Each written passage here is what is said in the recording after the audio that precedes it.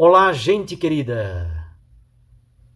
Hoje é dia 3 de junho, a igreja celebra a solenidade de Corpus Christi.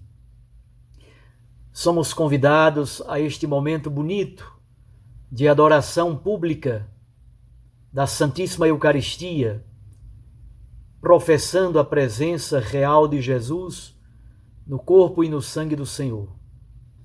O texto do Santo Evangelho é de Marcos, capítulo 14, versículos 12 a 16 e versículos 22 a 26. No primeiro dia dos ázimos, quando se imolava o cordeiro pascal, os discípulos disseram a Jesus: Onde queres que façamos os preparativos para comeres a Páscoa? Jesus enviou então 2 dos seus discípulos e lhes disse: Ide à cidade. Um homem, carregando um jarro de água, virá ao vosso encontro. Segui-o e dizei ao dono da casa em que ele entrar: O mestre manda dizer: Onde está a sala em que vou comer a Páscoa com os meus discípulos? Então ele vos mostrará no andar de cima uma grande sala, arrumada com almofadas. Aí fareis os preparativos para nós. Os discípulos saíram e foram à cidade. Encontraram tudo como Jesus havia dito e prepararam a Páscoa. Enquanto comiam, Jesus tomou o pão e, tendo pronunciado a bênção, partiu-o e entregou-lhes, dizendo: Tomai, isto é o meu corpo. Em seguida tomou o cálice, deu graças, entregou-lhes e todos beberam dele. Jesus lhes disse: Isto é o meu sangue, o sangue da aliança, que é derramado em favor de muitos. Em verdade vos digo, não bebereis mais do fruto da videira, até o dia em que beberei o vinho novo no reino de Deus. Depois de terem cantado o hino, foram para o Monte das Oliveiras. Palavra da salvação. Glória a vós, Senhor. Minhas irmãs e meus irmãos, a Santíssima Eucaristia, o corpo e o sangue de Jesus, nós oferecemos a ela 2 festas litúrgicas muito importantes. Primeiro, a Quinta-feira Santa, à tarde, a missa vespertina, quando se celebra o lava-pés, a instituição do mandamento do amor, a instituição do sacerdócio ordenado e a instituição da Eucaristia. No contexto da Semana Santa, esta celebração dedicada à Santa Eucaristia está profundamente vinculada ao mistério pascal. Depois, numa solenidade que surgiu na Idade Média, exatamente com o objetivo de afirmar a presença real de Jesus Cristo na Eucaristia, quando começaram várias discussões teológicas e até algumas heresias que negavam a presença real de Jesus na Eucaristia.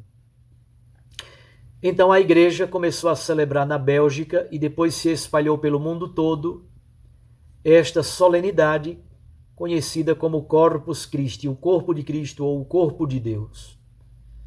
O objetivo dela, sobretudo, foi afirmar publicamente a fé na presença real de Jesus Cristo na Eucaristia. São feitas procissões. Todos recordam que neste dia, aqui em Garanhuns, aqui na Avenida Santo Antônio, toda a avenida estaria tomada com os tapetes belíssimos, embelezando a cidade, sobre os quais, à tardinha, se fazia a procissão de Corpus Christi. É uma forma bonita de expressar por meio da Santa Eucaristia celebrada, a Santa Missa, por meio do culto público dentro da missa e fora da missa, um culto público de adoração.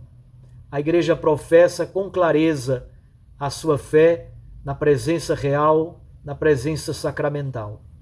Não existe oposição, não existe contradição entre estas duas palavras. A presença é real, exatamente porque sacramental. E a presença, sendo presença sacramental, é também uma presença real. Santo Tomás de Aquino, sobretudo, nos ajudou muito a esclarecer esta temática teológica. E os textos da liturgia de hoje retomam, na primeira leitura, Êxodo capítulo 24. Sabemos que no livro do Êxodo, do capítulo 19 até o capítulo 24, aí nós temos a celebração da aliança no Sinai. A aliança é preparada pelo capítulo 19 e tudo desemboca no capítulo 24, que é um grande capítulo de celebração, de conclusão da aliança, com todos os elementos que nós utilizamos na celebração da Santa Eucaristia. Moisés ergueu ao pé da montanha um altar com 12 marcos de pedra, simbolizando exatamente as 12 tribos de Israel, ofereceu sacrifícios de animais, recolheu parte do sangue,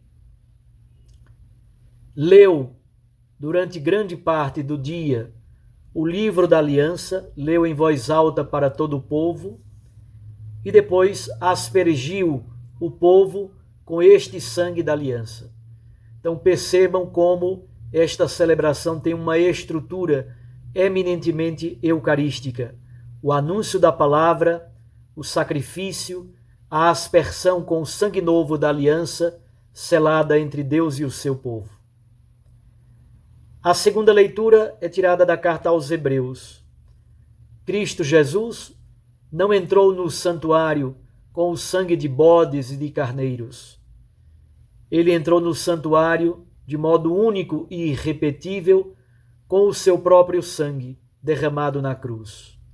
E o sangue de Cristo purifica a nossa consciência das obras mortas para servirmos ao Deus vivo e vivificador. O sangue de Cristo derramado na cruz repara as nossas transgressões cometidas,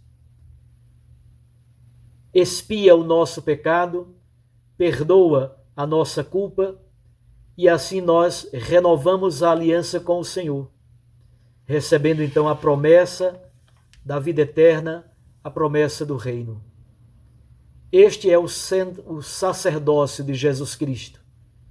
Ele é o sumo e eterno sacerdote que de modo pleno e definitivo entra no verdadeiro santuário, a oblação da sua própria vida.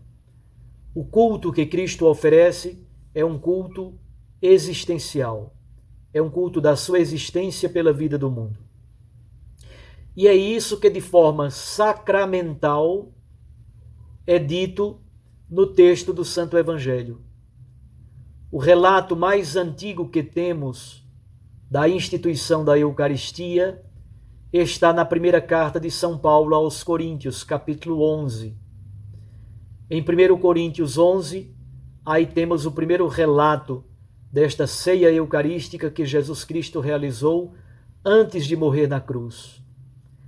Entre os evangelistas, a narrativa de Marcos, que nós acabamos de ler, é a narrativa mais antiga.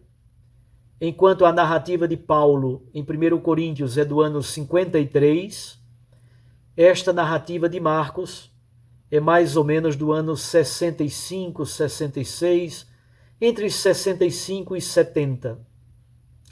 Portanto, um pouco mais de 10 anos depois da narrativa de Paulo.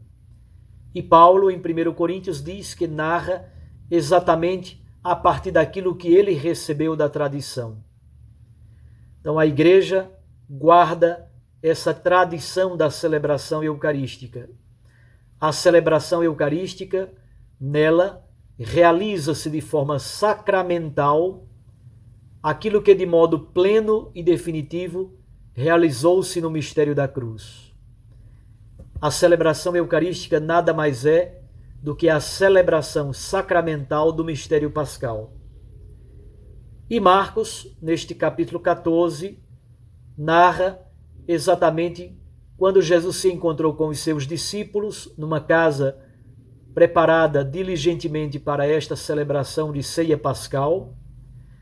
E durante a celebração, Jesus toma o pão, pronuncia a bênção, parte o pão e entrega aos seus discípulos, dizendo-lhes a fórmula que nós utilizamos na Eucaristia até hoje. Depois fez o mesmo com o cálice. Marcos anota uma coisa muito bonita no versículo 25. Não beberei mais do fruto da videira até o dia em que beberei o vinho novo no reino de Deus. Isto é, a celebração da Eucaristia tem uma dimensão escatológica muito bela. Aponta sempre para o festim definitivo, para o banquete do reino, último e definitivo, um dia celebrado junto de Deus, com todos os anjos e santos. Nós somos convidados, então, neste dia, a professar a nossa fé pública nessa presença real e sacramental de Cristo na Santíssima Eucaristia.